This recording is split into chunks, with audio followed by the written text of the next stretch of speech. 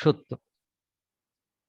তো আমরা যেটা বলতে চাচ্ছি যে আমরা কথা বলি, আমরা মানুষের কথাই বুঝি, বাকি প্রাণীদের কথা আমরা ঠিক বুঝি না। আমাকে কি দেখা যাচ্ছে না বোধহয়, নাকি মাইক্রোফোন? না স্যার, আপনাকে দেখা যাচ্ছে। ক্যামেরা ক্যামেরা অফ ছিল, দিচ্ছি। জি স্যার।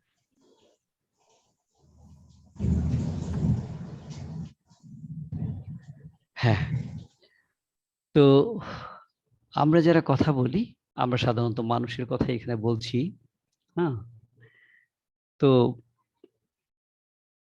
আমরা কথা বলি কি দিয়ে? সবাই বলবো স্যার মুখ দিয়ে কথা বলি। কেউ বললো না স্যার, মুখের ভেতরে যে আরো অনেকগুলো যন্ত্রপাতি আছে সেগুলো দিয়ে কথা বলি। কেউ বলবে না, আমরা এই মোটামুটি লাংস, তারপরে আমাদের স্বরযন্ত্র যেটা আছে, হ্যাঁ, বাক্যাল ক্যাভিটি, তারপরে ইসোফেগাস, তারপরে ল্যারিংস, এরপরে উপরের দিকে আরো অনেকগুলো পার্টস এসে তারপরে এখানে এসে আমরা যেগুলো পাচ্ছি যে উপরের তালু, নিচের তালু, মাড়ি, দন্ত, জিহ্বা, হ্যাঁ, এগুলো, তারপরে ঠোঁট, এগুলো দিয়ে আমরা কথা বলি। আচ্ছা, এটা কে না বোঝে? সবাই বোঝে। কিন্তু একটু মজা করে আমরা কিছু জিনিস জানতে পারি তো চেষ্টা করলেই। খুব বেশি জানার দরকার নেই। আমরা তো আর মানুষের শরীরের অ্যানাটমি পড়তে বসিনি যে সব ডিসেকশন করে অ্যানাটমি পড়বো। অত দরকার নেই, অত ব্যবচ্ছেদ আমরা করতেও যাব না। কিন্তু কিছু কথা শুনে রাখো, মজা লাগবে। তার মধ্যে যেমন ধরো, আমরা যে কথা বলি সেখানে মস্তিষ্ককে কি বাদ দেওয়া যাবে? আমি যে কথাগুলো বলছি, তোমরা যে কথাগুলো শুনছো, প্রত্যেকটা ধ্বনি, প্রত্যেকটা শব্দ, প্রত্যেকটা শব্দের যে উত্থান পতন, যে প্রক্ষেপণ, যে রীতি, যে স্বরের উচ্চতা, স্বরের সচলতা, সবকিছু কিন্তু তোমাকে একটা বোধের মধ্যে দিয়ে নিয়ে যাচ্ছে। তুমি ভাবছো, তোমার কল্পনায় কত জিনিস এসে যাচ্ছে, চলে আসছে, আবার সেগুলো পরের কথা দিয়ে সেগুলো মুছে আবার নতুন ভাবনা আসছে, নতুন অনুভূতি আসছে। তোমার কল্পনার দৃশ্যপটে কেবল নতুন জিনিস তৈরি হচ্ছে। এগুলো কি কোত্থেকে হয়? মস্তিষ্কে হয়। তো মস্তিষ্কে আমরা তিনটা কাজ করি। মস্তিষ্কে কি করি? চিন্তা করি। মস্তিষ্ক দিয়ে আমরা কান থেকে যে রিসিভ করার পর আওয়াজটা আমাদের ভেতরে যায়, সেখানে পর আমরা কি করি, যা কিছু সেটা আমাদের মস্তিষ্কে একটা কম্পন তৈরি করে এবং সেখানে একটা মেসেজ দিয়ে দেয়। কেমন, আমি যদি বলি না আমি যাব না, তাহলে আমি একটা ইনফরমেশন দিলাম। ইনফরমেশনটা কিন্তু সাথে সাথে আমার ব্রেন রিসিভ করছে, ও বলেছে না আমি যাব না। ঠিক আছে? এই যে আমরা শ্রবণ, আবার চোখ দিয়ে দেখছি, কান দিয়ে শুনছি, দৃষ্টি, চোখ দিয়ে দেখছি। চোখ দিয়ে দেখা মাত্রই আমরা কিন্তু অনেক জিনিস আমাদের পারসেপশনে চলে আসে। পৃথিবীতে এখনো অনেক হাই রেজুলেশনের, অনেক বড় এইচডি ক্যামেরা, অনেক কিছু যন্ত্রপাতি, খুবই অত্যাধুনিক ক্যামেরা একেবারে আজকে বেরিয়েছে। তুমি যে আমার কাছে নিয়ে আসো, আমার একটা চোখের সাথে তুলনা করো তো, তোমার একটা চোখের সাথে তুলনা করো তো, পারবে সে ক্যামেরা সেই ছবি দিতে যা তোমার চোখ তুলে আনতে পারে? কখনোই পারবে না। তোমার চোখ অন্ধকারেও অনেক কিছু দেখে, ক্যামেরা অন্ধকারে দেখতে পায় না। আচ্ছা, যদি ধরলাম যে মানে নাইট মুডে ছবি তুললাম, তাতে তোমার যে পারসেপশন তৈরি হবে, হ্যাঁ, রং বর্ণ, এমনকি তুমি ছায়াটা দেখে ধরতে পারবে যে এই মানুষটি কে। কিন্তু ক্যামেরা তোমাকে অতটা হেল্প করতে পারে না। তো এই জিনিসগুলো আমাদের মস্তিষ্কের ভেতরে কোথাও কোথাও বিভিন্ন অংশে, যেমন কথাগুলো তৈরি হয় কিন্তু আমাদের কপালের ঠিক উপরের অংশে, ফোরহেড যেখানে আমরা বলি, এই কপালের উপর জায়গাটায়, এখানে আমাদের চিন্তাগুলো তৈরি হয়। তোমরা একটু খেয়াল করলেই বুঝতে পারবা যে যখন আমরা কথা বলি, মনে হয় যেন এদিক থেকে কোথাও থেকে কথাগুলো আমার ভেতরে একটা কি তৈরি করছে, প্রবাহ তৈরি করছে, মানে মেসেজ, কি কথা বলবো আমি। এই যে কথাগুলো বলার জন্য আমাকে এখানে কিন্তু আপার চেম্বারে কোথাও একটা ফ্যাক্টরি আছে, যে ফ্যাক্টরির মধ্যে আমার ভাব এবং বোধগুলো তৈরি হচ্ছে, সেগুলো আমাকে শব্দ যোগান দিচ্ছে। সেই শব্দগুলো আমি সাথে সাথে আবার প্রডিউস করছি। কি অদ্ভুত কলকারখানা করেছেন আল্লাহ সুবহানাহু ওয়া তাআলা, চিন্তা করে দেখো। এই যে কথা বলছি, আমি কি জানি না আমার দম চলছে? আমি কি জানি না আমার লাংস বাতাস নিচ্ছে, বাতাস ঠেলে দিচ্ছে, বের করে দিচ্ছে? আমি কি জানি না আমার হার্টস সেখানে ধুকপুক ধুকপুক ধুকপুক একেবারে নির্দিষ্ট মেয়াদে, নির্দিষ্ট সময়ে সেটা করেই চলেছে। সে পাম্প করে যাচ্ছে, রক্তগুলো সারা শরীরে ধমনী দিয়ে চলে যাচ্ছে, যেগুলো যাচ্ছে সেগুলো ফ্রেশ যাচ্ছে, ফ্রেশ এয়ার যাচ্ছে, অক্সিজেন সমৃদ্ধ বাতাস যাচ্ছে, গিয়ে রক্তকণিকাগুলোকে জীবন্ত করে দিচ্ছে। আবার রক্তকণিকাগুলো মুহূর্তের মধ্যে কি হয়ে যাচ্ছে, সেগুলো ডিঅক্সিজেনেটেড হয়ে কিংবা ক্লান্ত হয়ে যাচ্ছে, সেগুলোকে আবার সেই ক্লান্তিগুলোকে বের করে নিয়ে আসছে, এসে কার্বন ডাইঅক্সাইড হয়ে সেগুলো আমার সাথে বেরিয়ে যাচ্ছে। এই কাজগুলো যে হচ্ছে, তুমি আমি কে কে ভাবছি এটার জন্য কয় পয়সা দিয়েছি, আমাদের শরীরকে ট্যাক্স দিয়েছি কয় পয়সা, খাই দাই ঘুমাই আরাম করে চলি ফিরি, কিন্তু কোথাও তো কোনো ট্যাক্স দিতে হয় না। মুখের কোনো ট্যাক্স নেই, মুখে তাই যা ইচ্ছা তাই বলে, কথা বলতে ট্যাক্স লাগে না তো তাই যা ইচ্ছা তাই বলে, বলে না এরকম কথা? আমরাও বলি। তো যে কথা বলছি যে আমাদের এই যে বাক যন্ত্র, এটার জন্য আমরা শক্তি পাই, যে শক্তিটা আমাদেরকে দেয় আমাদের দেহকাণ্ড। খেয়াল করবা যে আমরা পুরো শরীর দিয়ে হয়তো কথা বলি না,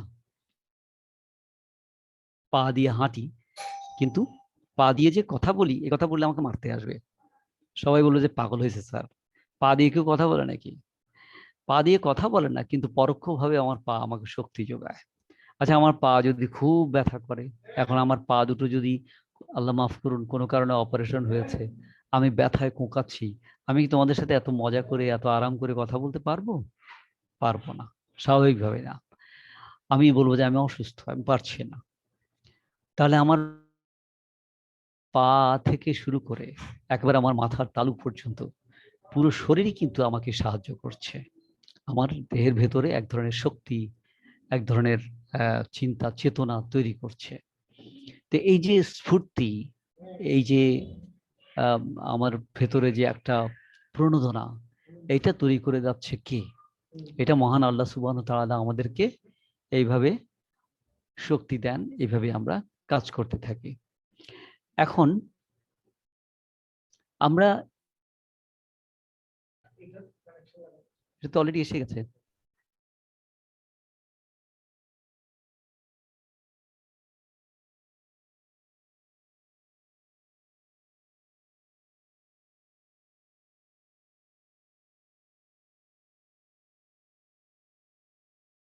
পরোক্ষ কিংবা প্রত্যক্ষে এগুলো আমাদেরকে কথা বলার জন্য সুযোগ করে দিচ্ছে। কিভাবে দেখো, যখন কথা বলি পেটের মাসেলের দিকে হাত দিয়ে দেখিও, তোমার পেটের উপরে হাত আঙ্গুলগুলো দিয়ে দেখো, পেটটা কিন্তু একটু শক্ত শক্ত লাগছে। যখন কথা বলো না তখন পেট নরম থাকে, যখন কথা বলো তখন দেখবে যে পেটের ভেতরে পেশিগুলো, মাংস পেশিগুলো একটু শক্ত হয়ে যাচ্ছে। কেন শক্ত হচ্ছে? কারণ ভেতর থেকে বাতাস বেরিয়ে আসছে। এই বাতাসকে বেরিয়ে আসার জন্য মাসেলগুলো একটা কন্ট্রাকশন বা একটা চাপ তৈরি করছে। এই চাপটা পাঁজর থেকেও আসছে। এই চাপটা আমাদের ভেতরে যে লাংস আছে, লাংসের ছবি আমি দিয়েছি আজকে, লাংস আছে, লাংস থেকেও আসছে। ফুসফুস যেটাকে আমরা বলি, যেটা আমাদের শরীরে খুব তুলতুলে একটা বড় বিশাল একটা জিনিস, যার মধ্যে থেকে বাতাস আসে, বাতাস ধারণ করে আবার বাতাস ছেড়ে দেয়। তো এই ফুসফুস আমাদের, এই যে লাং, হ্যাঁ লাংস, কি বলবো বলো?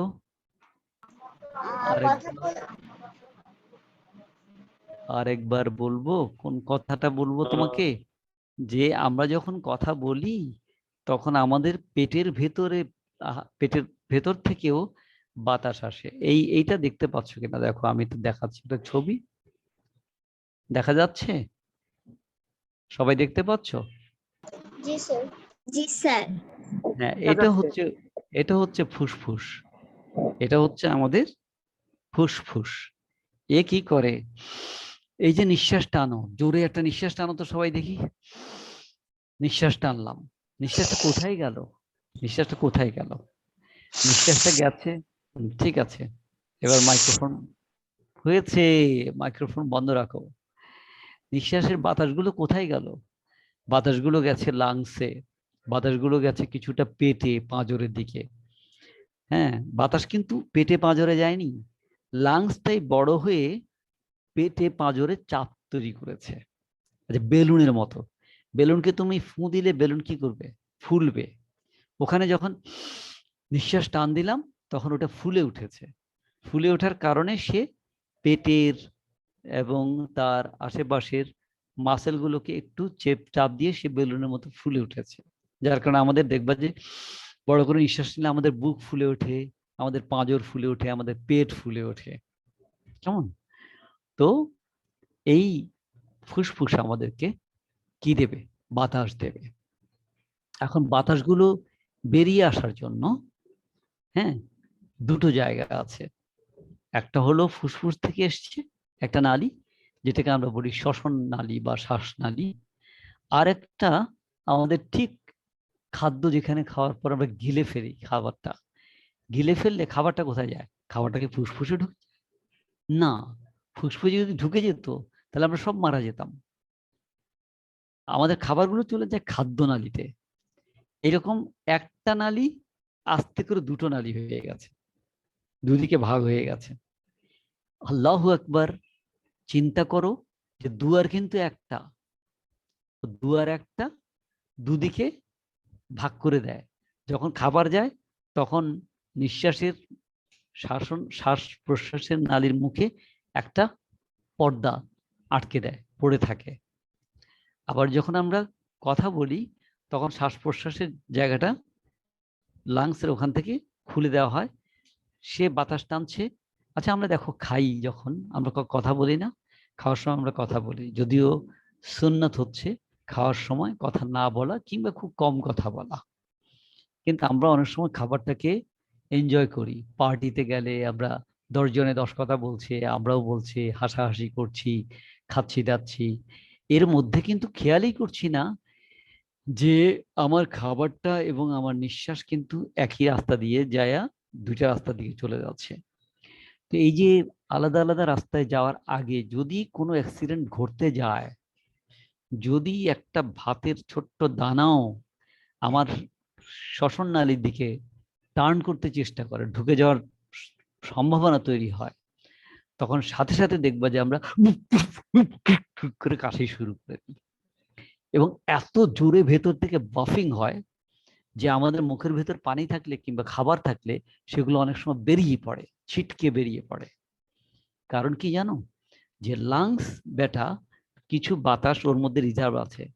যখনই কোনো খাদ্য তার মধ্যে ঢুকতে যাবে তখনই সে এত জোরে কন্ট্রাক্ট করে, এত জোরে চাপ দেয়, যে চাপ দেওয়ার সাথে সাথে বাতাস তীব্র বেগে ওই খাবারটাকে উড়িয়ে দেয়, একদম ঝড়ের মতো উড়িয়ে দেয়। উড়িয়ে দিলে খাবারগুলো আমাদের, আমরা বলি যে আমাদের নাকে মুখে উঠে গেছে, খাবারটা নাকে মুখে উঠে গেছে। আসলে হয় কি, বিষম লাগা বলে, এটাকে শুদ্ধ ভাষায় বলে বিষম লাগা। আজকে দুপুরে হয়েছে, একজনের বলছে সে, থ্যাংক ইউ। এই বিষম লাগাটা, কিংবা অনেক সময় দেখবে যে কথা বলতে বলতে হুট করে জিহ্বার মধ্যে কামড় পড়েছে। খাচ্ছি তো খাচ্ছি, আমরা তো টেরই পাই না যে দাঁতের এত শক্তি। দাঁত দিয়ে যখন খাবারগুলো চিবাই তখন মনে হয় যে কি আর এমন শক্তি দিচ্ছে, অল্প স্বল্প চিবাই তো খেয়ে ফেলছি। কিন্তু না, দাঁত কিন্তু অনেক শক্তি দিয়ে খাবারগুলোকে একদম কি করে, চূর্ণ বিচূর্ণ করে দেয় আমাদের জন্য। তো দাঁতের নিচে যদি জিহ্বা কোনোভাবে কথা বলছে খাচ্ছে, কথা বলতে খাচ্ছে। আচ্ছা, জিহ্বা এমন একটা অর্গান যে অনেকগুলো কাজ করে। দেখো কি করে, তার উপরে তুমি সামান্য শিরা রাখো তো, মিষ্টির শিরা বা একটু চিনি রাখো তো, সে বলে দেবে এটা মিষ্টি। এরপর একটু লেবু দাও তো মুখে, বা তেঁতুল দাও তো, সে বলে দেবে এটা টক। একটু লবণ দাও তো, এটা তো লবণাক্ত। একটু মরিচ দিয়ে দাও তো, সে কি বলবে? এটা ঝাল। তাহলে জিহ্বার কি শক্তি আছে, সে প্রত্যেকটা স্বাদ আলাদা আলাদা করে ডিটেক্ট করে দিতে পারে, এবং কোন খাবার মজা হয়েছে কোন খাবার মজা হয়নি সেগুলো বলে দিতে পারে। আবার অদ্ভুত ব্যাপার হচ্ছে, the most dancing part of our articulatory system. আমরা যে কথা বলি, যে কথাগুলো বলছি, এই সবগুলো জিনিস হচ্ছে আমাদের আর্টিকুলারি সিস্টেম। আর্টিকুলেট হয়, আমরা কথা বলি, তারা কথাগুলো, শব্দগুলো প্রডিউস করে। এর মধ্যে আমাদের জিহ্বা হচ্ছে সবচেয়ে ড্যান্সিং। কি করে? সে নাচতে থাকে। তুমি বুঝতেই পারছো না যে আমি কথা বলছি, যে আমার জিহ্বার যদি ভেতর বাইরে থেকে মানে ট্রান্সফারেবল কোনো, আমার মুখের চোয়ালের ভেতরে জিহ্বা কোন দিকে কি করছে না করছে যদি সব দেখা যেত, তাহলে একটা অদ্ভুত কাণ্ড দেখতে পেতে। জিহ্বা টার্ন করছে, বেঁকে যাচ্ছে উপরের দিকে, তালু তুলে দিচ্ছে, নিচের দিকে বেঁকে যাচ্ছে, সামনে আসছে, এক পাশে যাচ্ছে। সে সারাক্ষণ নাচানাচি করছে, নেচে নেচে সে ধ্বনিগুলো তৈরি করে দিচ্ছে, আমাকে শব্দগুলো তৈরি করে দিচ্ছে। এই জন্যই বলা হয় জিহ্বা হচ্ছে the tongue is the most dancing part of our articulatory system. Anyway, যেটা বলছিলাম, যে এবার আসো আমরা একটু পরিচিত হই, যে লাংস থেকে উঠার সময় আমাদের এইখানে এসে একটা জায়গা আছে যেটাকে আমরা বলি ভোকাল কর্ড। ভোকাল কর্ড বাংলায় আমরা বলি স্বরতন্ত্র। এই যে ভোকাল কর্ডস দেখা যাচ্ছে, ভোকাল কর্ডস দেখো ছোট্ট একটা ছিদ্রের মতো আছে, ছোট্ট একটা ছিদ্র দেখতে পাচ্ছ? হ্যাঁ, এই ছিদ্রটা, একটা মজার ব্যাপার হচ্ছে এই ছিদ্রের মুখে একটা দুটা খুব নরম পেশি আছে। কোন দুটা নরম পেশি? এই পাশে দেখাচ্ছে, এখানেও ভোকাল কর্ড লেখা আছে, দেখো ভোকাল কর্ড। এই একটা আর এই একটা, এই দুটা মিলে একটা দেখো উল্টা ভি এর মতো কিংবা এর মতো আমাদের একটা আর্চ, আর্চ বুঝো, এইরকম একটা গম্বুজের মতো। টের পাচ্ছ তোমরা? গম্বুজের মতো দেখতে। এই যে আমি দেখাচ্ছি, এই যে, এবং এই যে নেমে আসছে, এটা হলো একটা মাসেল। এখানে 3 রঙের মাসেল আছে। 3 রঙের মাসেলের মধ্যে খুব নরম অংশটা একদম ভেতরের দিকে, তার চেয়ে একটু উপরের দিকে যেটা এটা একটু লালচে, তার চেয়ে একটু বাইরের দিকে যেটা একটু সাদাটে। এই 3 রঙের মাসেল মিলে এখানে তোমার এই ভোকাল কর্ডটা দাঁড়িয়ে আছে। যখন আমরা কথা বলি না, তখন ভোকাল কর্ডটা থাকে কিরকম? আমি ভোকাল কর্ডের একটা ছবি দেখাচ্ছি, দেখো। এই যে দেখো, এই যে ভোকাল কর্ডটা, এই ছবিটা দেখো, এটা এই ভোকাল কর্ডটা তখন খোলা থাকে। এই যে এখন এখানে খোলা আছে, দেখো এখানে খোলা আছে।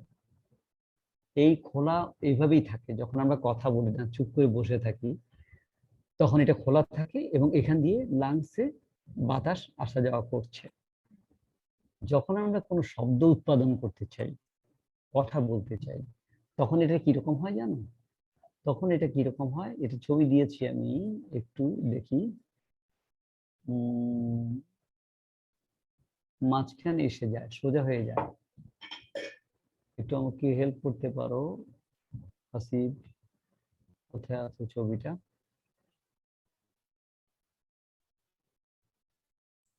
দিয়েছি আমি এটা। অবশ্য এখানে, হ্যাঁ, না না, আপনি 3টা এই দিয়েছেন। ভোকাল, এই 3টে দিয়েছি না?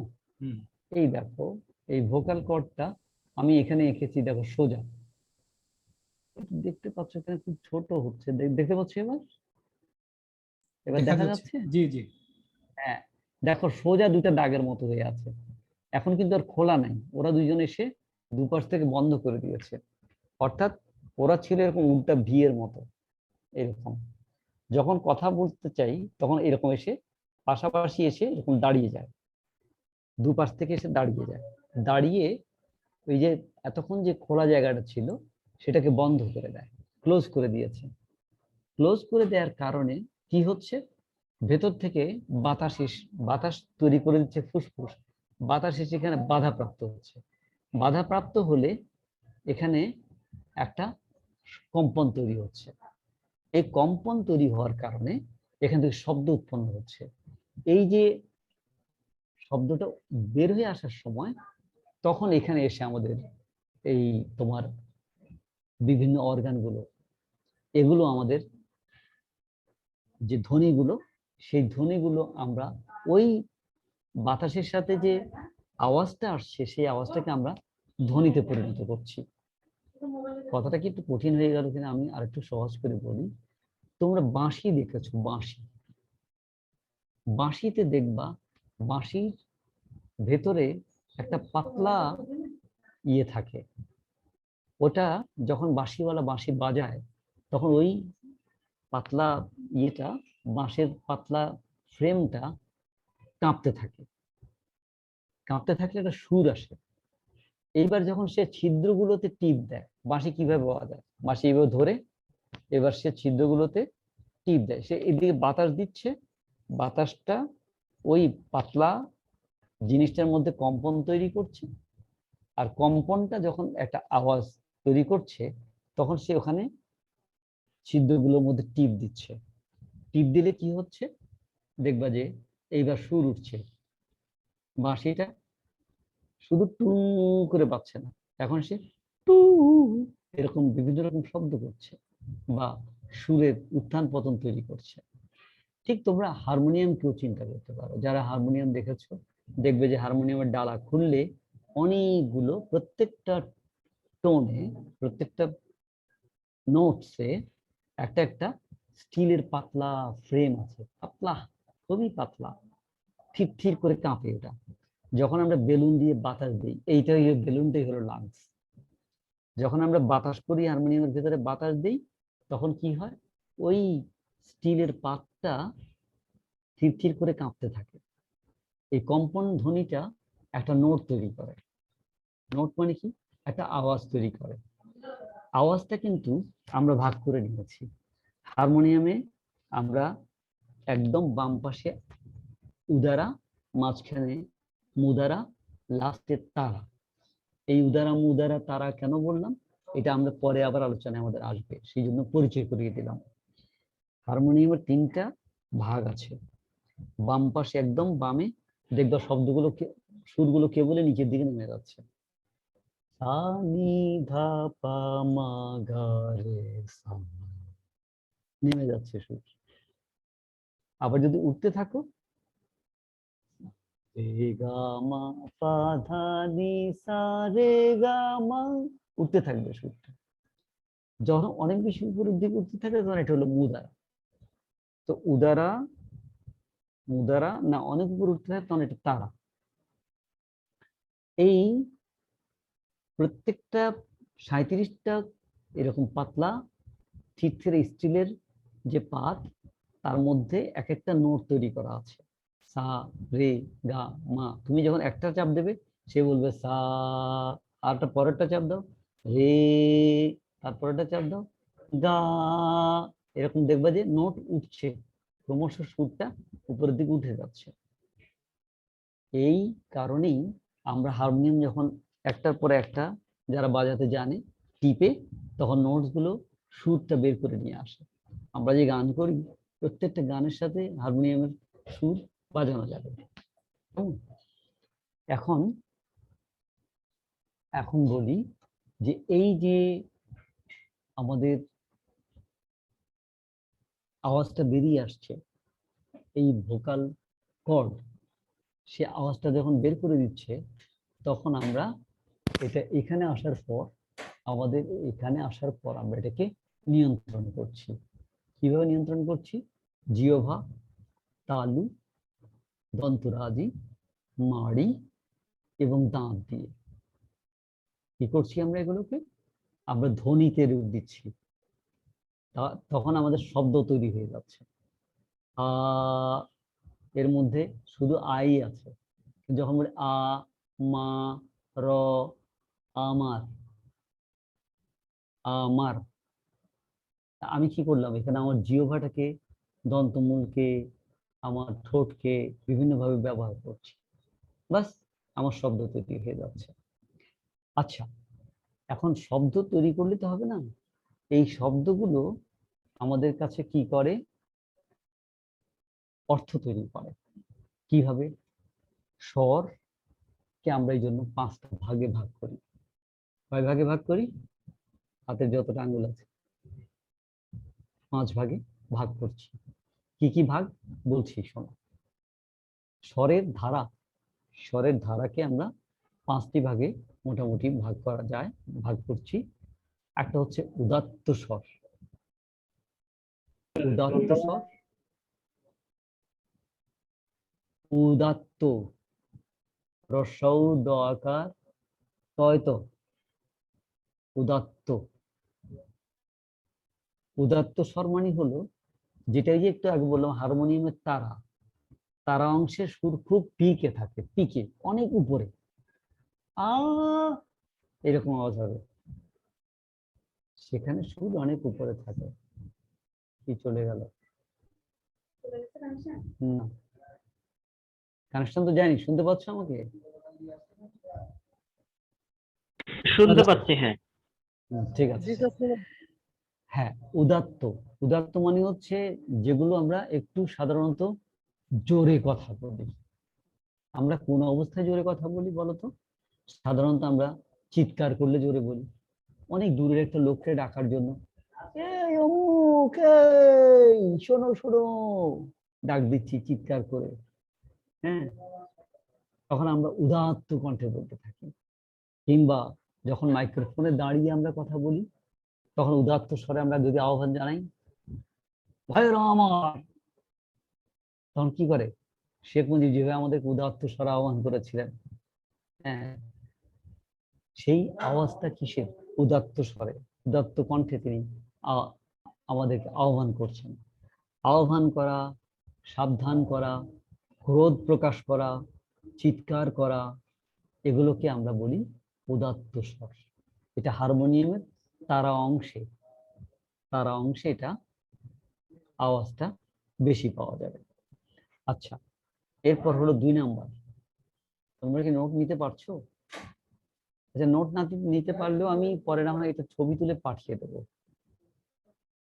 যারা নিচ্ছ নোট নিতে থাকো, নোট নিলে এটা সুবিধা হয় তোমার মাইন্ড এবং স্যার আপনি বলো। বলতে থাকেন, আমাদের নোট করা হচ্ছে এবং রেকর্ড করা হচ্ছে, সমস্যা নেই, রেকর্ড আমরা ঠিক আছে, ঠিক আছে। এরপর হচ্ছে স্বরিত স্বর। স্বরিত স্বর কোনটা? স্বরিত স্বর হচ্ছে মধ্যম লয়ে, ওই যে আমরা বললাম উদারা মুদারা, এই মুদারা অংশে, মুদারা অংশের সুর, প্রাকৃতিক আওয়াজটা, প্রাকৃতিক সাধারণত যেটা আমরা কথা বলতে ব্যবহার করি। এটার মধ্যে খুব বেশি কোনো চড়া আওয়াজ নেই। স্বরিত স্বর হচ্ছে চলমানতা, মধ্যম লয়ে এবং প্রাকৃতিক আওয়াজগুলো হচ্ছে স্বরিত স্বর। আচ্ছা, যেমন আমি যদি বলি, এই আমার, এই আমার লাল জামাটা কোথায় আনো তো, একদম স্বরিত স্বর। কেমন সহজ ভাষায় কথা বলছি। এরপর হচ্ছে অনুদাত্ত স্বর। উদাত্ত স্বর, এটা হচ্ছে অনুদাত্ত, উদাত্ত নয় যা, অনুদাত্ত স্বর। অনুদাত্ত স্বর আমরা কিভাবে বলি? সর্বনিম্নের স্বরগুলো অর্থাৎ উদারাতে এসে যায়, তখন অনেক মোটা এবং অনেক ভারী করে কথা বলতে হয়। তো মোটা এবং ভারী হয় কখন? মানুষ যখন নিস্তেজ হয়ে যায়, মানুষ যখন অভিমান করে। বলছি অনুদাত্ত। 2 নাম্বারটা ছিল, 2 নাম্বারটা হচ্ছে স্বরিত স্বর, দন্তস্ব বফলা ররসিকা ত, স্বরিত স্বর। এটা হচ্ছে আমরা সাধারণভাবে যে কথাগুলো বলি, এই যে তুমি আমাকে বলছো স্যার আরেকবার বলেন তো, খুব চিৎকার করে বলেছো স্যার আরেকবার বলেন, এরকম বলেন, ওটা উদাত্ত। আর স্বরিত স্বর হচ্ছে স্যার আরেকবার বলেন তো, কেমন? আচ্ছা, আর অনুদাত্ত কোনটা? আমি যদি একটু রাগ করে বলি, আমি যদি একটু রাগ করে বলি, আমি বলবো না, বলবো না, না পারবো না। কেমন? একটু অভিমান, একটু নিস্তেজ, একটু বিষাদ বা ভারাক্রান্ত কণ্ঠ, তখন আমরা বলি অনুদাত্ত। আচ্ছা, এটা সাধারণত নিচু স্বরে হয়, খাদে নেমে যায়, কণ্ঠস্বর খাদে নেমে যায়, আমরা বলি খাদে নেমে যাওয়া, মানে কণ্ঠ যেন গর্তে পড়ে গেছে, খুব ভরাট এবং নিচে কথা বলি। আচ্ছা, এরপর হচ্ছে কম্পিত সুর, কম্পিত স্বর। কম্পিত স্বর এই উপরের প্রথম 3 ধারাতেই দেয়া যায়, দেখা যাচ্ছে না কিছু তোমার বাড়াইছে যে আমার আওয়াজ ডিস্টার্ব হবে একটু। কম্পিত স্বরে তোমার আমরা আগে যে 3টা ধারা বললাম, 3 ধারাতেই কম্পন তৈরি করতে পারি। কথা বলার সময় কম্পন তৈরি করা যায়, উঁচু স্বরে উঁচু আওয়াজেও হ্যাঁ আমরা কম্পন তৈরি করতে পারি, মধ্যম আওয়াজেও কম্পন তৈরি করতে পারি, নিচু আওয়াজেও কম্পন তৈরি করতে পারি। এই জন্য এটা হলো কম্পিত স্বর। সাধারণত কম্পিত স্বর কখন তৈরি হয়? যখন আমরা উত্তেজিত হই, রেগে যাই। রেগে গেলে দেখবো মানুষের হাত পা কাঁপে, অনেক সময় ঘাম দেয়, শীতের দিন তবু সে ঘামাচ্ছে, রেগে গেছে, সেই জন্য তার স্নায়ু উত্তেজিত হয়েছে, এই কারণে সে কি বলে কম্পিত, স্বরটা কেঁপে কেঁপে যাচ্ছে। কিংবা আবেগ কিংবা ভয় পেলেও মানুষের স্বর কম্পিত হয়ে যায়, কাঁপা কাঁপা স্বরে কথা বলে, ভয় পায়। এটা আর হলো সর্বশেষ হলো ফিসফিস স্বর। ফিসফিস কোনটা? যেভাবে আমরা ফিসফিস করে কথা বলি। সাধারণত আমরা ফিসফিস করে কখন কথা বলি? কোনো গোপন কথা বলি, অস্পষ্ট কথা বলি,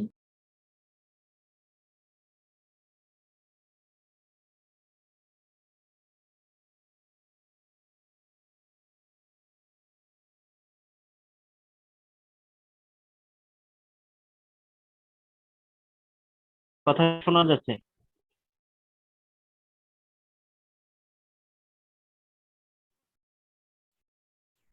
হ্যাঁ শোনা যাচ্ছে, ওকে। স্যার, বলো কি? স্যার ফিসফিস শব্দটা একটু আবার বলেন। ফিসফিস স্বর, ফিসফিস স্বর মানে গোপন কথা বলা, বা তোমার অন্য কেউ না শুনে মতো করে আমরা যখন আস্তে নিচু আওয়াজে কথা বলি, তখন সেটাকে আমরা বলি কি ফিসফিস স্বর, অস্পষ্ট স্বরে কথা বলি। এই তুই চলে যা। তারপর আমরা কানে কানে কথা বলি, কানাকানি করি না, কানে কানে যে কথা বলি সেটাও ফিসফিস স্বর। একজন কেউ যেন না শুনে সেই জন্য আস্তে করে বলে দেয়, মানে মেহমান যেন না শুনে সেই জন্য মেহমানের সামনে কি দেবে এটা আস্তে করে কানে বলে দিলাম, মেহমান শুনলো না, এইভাবে বলি, এটা ফিসফিস স্বর। আচ্ছা, তো এই ধরনের স্বর কিন্তু উৎপাদন করতে হলে আমরা যে আগে স্বর তন্ত্রী দেখিয়েছি, অর্থাৎ আমাদের যে ভোকাল কর্ড দেখিয়েছি, সেই ভোকাল কর্ডে বেশ ফাঁক দরকার হয়। ফাঁক কথা বলার সময় খেয়াল করবা যে আমরা যখন ফিসফিস করে কথা বলি কিংবা নিম্ন স্বরে কথা বলি, তখন আমরা বুঝতে পারি যে আমরা কণ্ঠস্বরকে খুব এড়িয়ে দিয়েছি, প্রেসার তৈরি করি না, মানে খুব আলতো করে কথা বলছি, এই তুমি চলে যাও, প্রেসার দিই। এটা হচ্ছে তখন ডায়াফ্রামটা খুব খোলা থাকে, লুজ থাকে, আর অন্য সময় সে এরকম ক্লোজ হয়ে যায়। ক্লোজ হয়ে গেলে সে এরকম থিতির থিতির করে কাঁপে, কাঁপতে থাকতে বাতাসে, তখন আওয়াজ বেরিয়ে আসে। ঠিক আছে, বুঝতে পেরেছো আশা করি। তো যেমন জীবনানন্দের বিখ্যাত একটা লাইন আমি বলি, কি কথা তাহার সাথে তার সাথে। দেখো এটাকে একটু অভিনয় করে বললে আমরা 3টা স্বরের উদাহরণ দিতে পারবো। কি কথা উদাত্ত স্বরে বলবো, তাহার সাথেটা স্বরিত স্বরে বলবো অর্থাৎ স্বাভাবিক স্বরে, শেষ কথাটা তার সাথে সেটা বলবো অনুদাত্ত। দেখো কি কথা তাহার সাথে তার সাথে, তার মানে হচ্ছে শেষ তার সাথেটা আমি অনেকটা নিজে নিজে যেন বললাম অভিমান করে, তুই কেন ওই বেটার সাথে দেখা করতে যাস, আমার কষ্ট, আমি তো তোকে খুব ভালোবাসি, তুই কেন ওই নষ্ট ছেলেটার সাথে ঘুরতে গেছিস। এই যে একটা চিন্তা, এটাকে আমি অন্যভাবে বলতে পারি, হয়তো জীবনানন্দ তার প্রেমিকাকে বলেছে, আমরা সন্তানকে বলতে পারি। কি কথা তাহার সাথে তার সাথে, হ্যাঁ, এইরকম একটা উদাহরণ দেয়া গেল। আচ্ছা, এখন তোমাদেরকে একটা তথ্য দিতে ভুলে গেছি, তথ্যটা দিয়ে রাখি। তথ্যটা মনে রাখার মতো খুব মজার একটা তথ্য। এখানে তো ক্লাসে নিশ্চয়ই তোমরা ছেলেরাও আছো, মেয়েরাও আছো। মেয়েদের কণ্ঠস্বর কেন চিকন, পুরুষের কণ্ঠস্বর কেন মোটা? তুমি হয়তো উত্তর দেবে আল্লাহ বানিয়েছেন এরকম। আল্লাহ আওয়াজটা কোথায় তফাৎ করলেন, কোন জায়গাটায়? এই এতক্ষণ যেগুলো বলছিলাম স্বরতন্ত্রী বা ভোকাল কর্ড, এই স্বরতন্ত্রের যে সাইজ, সেই সাইজের কারণে, অর্থাৎ এর দৈর্ঘ্য, উচ্চতা বলতে পারো, এই উচ্চতার কারণে এই যে উচ্চতা আসছে, এই যে ভোকাল কর্ডটা দেখতে পাচ্ছ, এই যে এটার উচ্চতা পুরুষের বেলায় সবচেয়ে বড় হলে সেটা হয় 25 মিলিমিটার। আচ্ছা, 25 মিলিমিটার তোমরা নিশ্চয়ই সেন্টিমিটার চেনো, সেন্টিমিটার স্কেলে দেখবা। আমি তোমাদেরকে আইডিয়া দেওয়ার জন্য বলে দিচ্ছি 25 মিলিমিটারে কতটুকু হয়। 1 ইঞ্চির চেয়েও 2 দাগ ছোট। 1 ইঞ্চিকে যদি আমরা মনে করো 10টা দাগ বানাই, তাহলে 1 ইঞ্চির চেয়েও আরো 1.5-2 দাগ ছোট, তার মানে 8 দাগ পর্যন্ত। এই পুরুষের ভোকাল কর্ড সর্বোচ্চ বড় হলে হয় এরকম, মানে 1 ইঞ্চির চেয়েও ছোট। আর কতটুকু নিচে ছোট হতে পারে পুরুষের ভোকাল কর্ড? 17 মিলিমিটার। 17 মিলিমিটারে হাফ ইঞ্চির চেয়ে একটু বেশি, তার মানে হলো হাফ ইঞ্চির চেয়ে একটু বেশি। আর বড় জোর দৈর্ঘ্য হতে পারে 1 ইঞ্চির চেয়ে একটু কম। এটা হলো পুরুষের স্বরতন্ত্রের সাইজ, যার কারণে পুরুষের কণ্ঠস্বর একটু ভারী, একটু মোটা। যাদের ভোকাল কর্ড পেশিগুলো, এই যে আমরা দেখতে পাচ্ছ যে এই যে যে যে এই যে এই যে দেয়ালটা, এই মাসেলটা যার যত ভারী, যার যত কমনীয় অর্থাৎ নরম, এবং যারটা যত ভেজা থাকে, ভেজা ভেজা, তার কণ্ঠস্বর তত ভরাট, তত ভারী, এবং তত নিচে নেমে যায়, খাদে নেমে গেলেও শোনা যায়। তোমরা হেমন্ত মুখোপাধ্যায়ের গলা শুনেছো, তার গান যখন শুনবে দেখবে যে অনেক ভরাট, অনেক ভারী, নিচে নামলেও কণ্ঠ ফেটে যায় না, একদম ভরাট শোনা যায়। এটাকে বলে কি? ভারী ভরাট কণ্ঠ, জলদ গম্ভীর কণ্ঠ। জলদ গাম্ভীর্য কি কেন হয়েছে? জল ভেজা আওয়াজের মতো হচ্ছে, জলদ গম্ভীর। কেমন? আর নারীদের বেলায় দেখো কি হয়। নারীদের সাইজটা হচ্ছে, এটা হচ্ছে 12.5, অর্থাৎ 12.5 মিলিমিটার। 12.5 মিলিমিটার থেকে সর্বোচ্চ এটার সাইজ হতে পারে 17.5 মিলিমিটার। অর্থাৎ পুরুষের যেখানে সবচেয়ে ছোটটা, সেটার চেয়ে সামান্য বড় হতে পারে, বড় জোর। তার মানে প্রায় কাছাকাছি। পুরুষের সবচেয়ে ছোট সাইজ যে ভোকাল কর্ড, নারীরটা সেখানে পর্যন্তই আসে সবচেয়ে বড় সাইজটা, বরং তারটা অনেক ছোট হয়ে 12.5 হতে পারে। যেন দেখবে যে খুব চিকন কণ্ঠে যে নারী কথা বলে, সুরেলা, তার ভোকাল কর্ড তো ছোট, চিকন। আর পুরুষদের মধ্যে যারা সাধারণ কণ্ঠ, তাদেরটা হলো সাধারণত এই যে 17 থেকে উপরের দিকে। যত ভরাট, যত ভারী, যত মোটা কণ্ঠ, তত এটা বেশি, অর্থাৎ 25-এর কাছাকাছি, 23, 24, 25। কথা বোঝা গেল? একজন শুধু বারবার লিখছে, কথা স্পষ্ট শোনা যাচ্ছে না। স্যার এটা মনে হয় নেটের সমস্যা, সবাই আমরা শুনতে পাচ্ছি, এ বুঝেও শুধু বারবার। আচ্ছা, আমি তোমাকে আর কোনো সাহায্য করতে বোধহয় পারছি না, তোমার নিজের নেট ঠিক করো।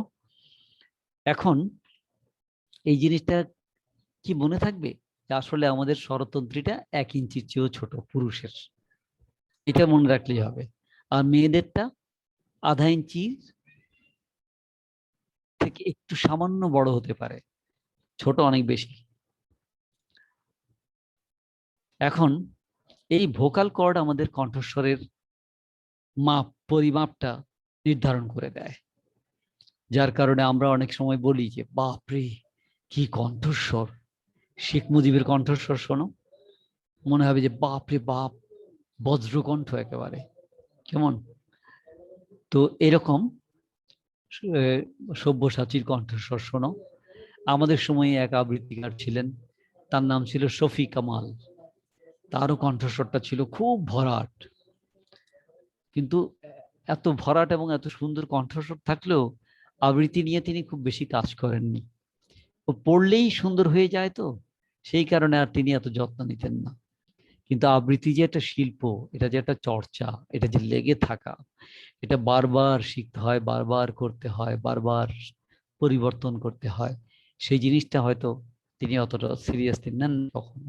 একবার আমরা তাকে এক জায়গায় প্রশিক্ষক ঠিক করেছিলাম, তো সেখান থেকে ছাত্ররা তার বক্তৃতায় শুধু আবৃত্তিই শুনেছে, আর কিছু তিনি শেখাবার মতো প্রস্তুতিও তার ছিল না, বা তিনি এগুলো বেশি ঘাটাঘাটি কখনো করেন নাই। তিনি প্রস্তুতি ওইভাবে অতটুকুই নিয়ে আসছেন, আবৃত্তি করেই চলে গেলেন।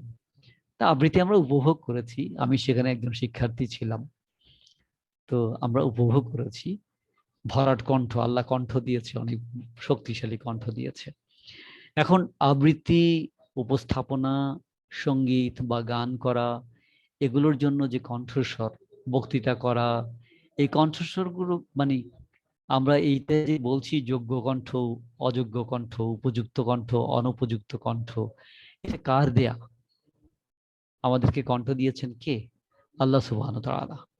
আমরা যার কারণে বলি আল্লাহ প্রদত্ত, গড গিফটেড। আমরা বলি গড গিফটেড। বাপরে বাপ, লতা মঙ্গেশকরের কণ্ঠস্বর গড গিফটেড, কিংবা শ্রেয়া ঘোষাল গড গিফটেড, এ আর রহমান গড গিফটেড ভয়েস।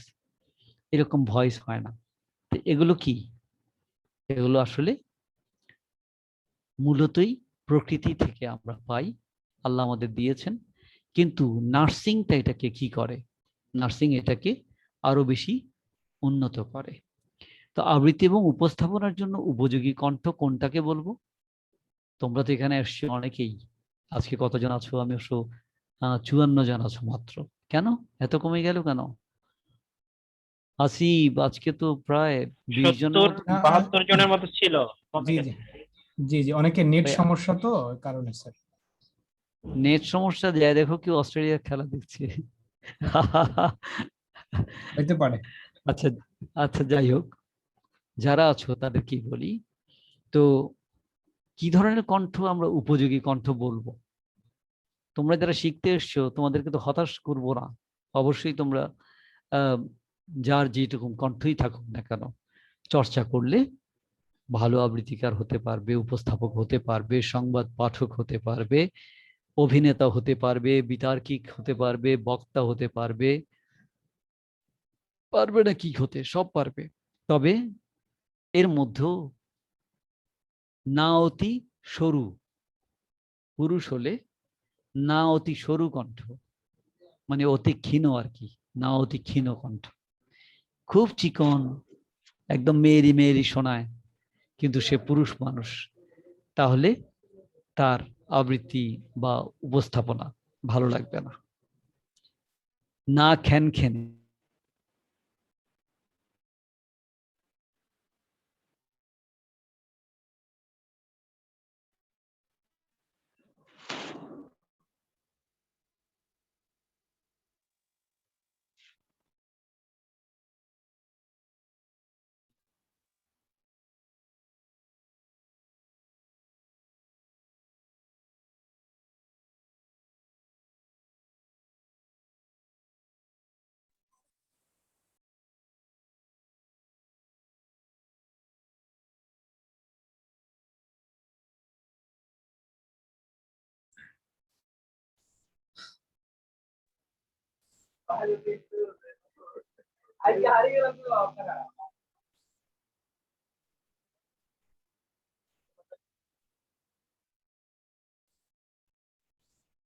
আচ্ছা, স্যারের নেটে মনে হয় একটু সমস্যা হচ্ছে।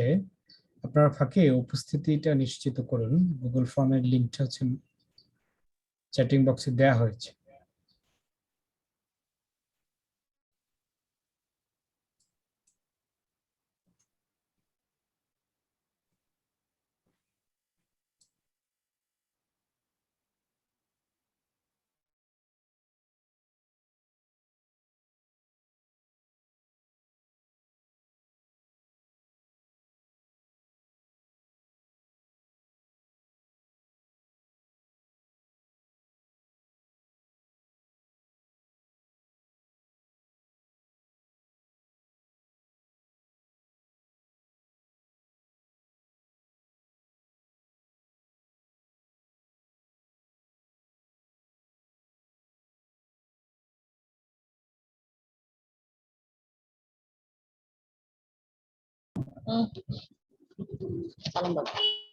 আসসালামু আলাইকুম স্যার আমাকে শুনতে পাচ্ছেন জি স্যার আসসালামু আলাইকুম জি শোনা যাচ্ছে, বলেন। স্যার স্যার আমি রাহনুমা আমার একটা কথা বলার ছিল শেষে সময় দেব, শেষে বলবেন। হ্যাঁ, আচ্ছা স্যার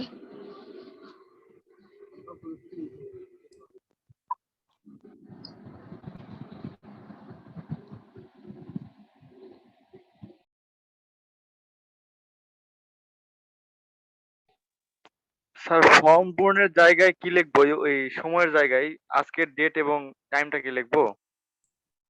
জি জি, আপনি কখন জয়েন করেছেন সেই সময়টা উল্লেখ করবেন। আসসালামু আলাইকুম ভাইয়া, ফর্ম তো জি পূরণ করা যাচ্ছে না, ইউ হ্যাভ অলরেডি সাবমিটেড দেখাচ্ছে ভাইয়া। জি ভাইয়া, এখানেও একই অবস্থা।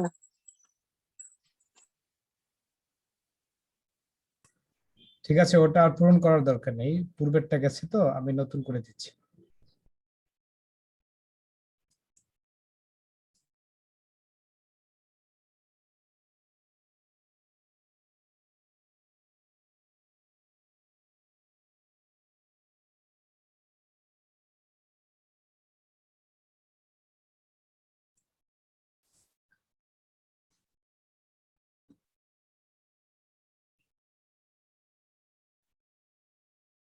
আচ্ছা, আজকে আপনাদের গুগল ফর্মে উপস্থিতি না দিলেও হবে। আমি আপনাদের হচ্ছে আহ, এখানে যারা ছিলেন, আমি ইয়াটা রেকর্ড করে নিয়েছি,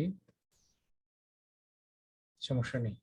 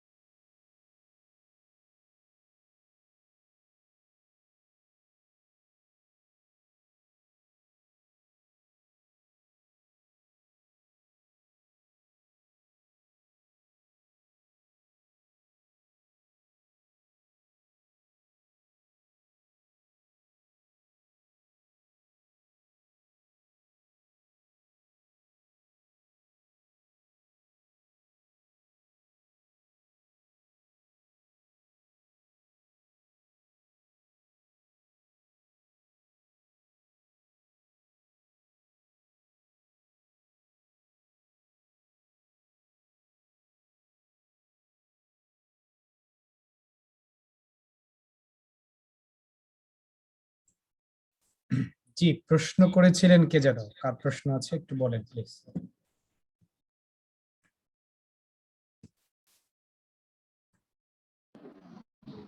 জি স্যার আমি তো মেসেঞ্জার গ্রুপটাতে জয়েন নেই আমাকে একটু মেসেঞ্জার গ্রুপটাতে জয়েন করে নিলে ভালো হতো না না, আমাদের এই কোর্সের জন্য কোনো মেসেঞ্জার গ্রুপ নেই।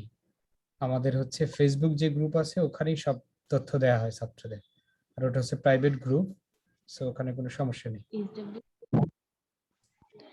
কিন্তু স্যার আমি তো ওই ফেসবুক গ্রুপে এইচডব্লিউ দেখতে পাইনি মানে ওই ভিডিও রেকর্ডিংটা দেয়া হয়েছে, ভালো করে খোঁজ করুন। আচ্ছা ঠিক আছে স্যার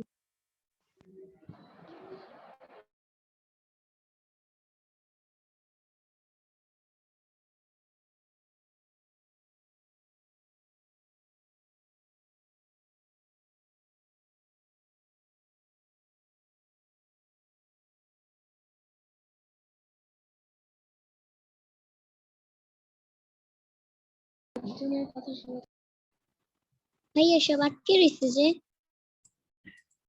আমাদের যিনি ক্লাস নিচ্ছিলেন, তিনি ডিসকানেক্ট হয়ে গেছে, তিনি আসছেন, নেট একটু সমস্যা হচ্ছে এই কারণে।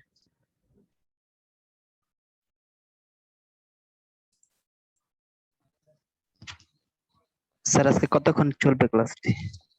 যে এই তো আমাদের আর কিছুক্ষণ, স্যার যেটা নিচ্ছিলেন এটা একটু শেষ করবেন আর কি।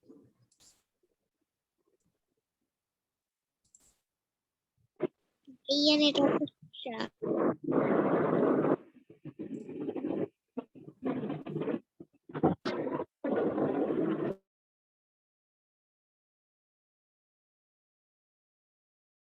জি, আসসালামু আলাইকুম। হ্যালো ভাইয়া, শুনতে পাচ্ছেন? জি বলেন। অনেক রাত হয়ে গেছে, ক্লাসটা কি কখন শেষ হবে ভাইয়া?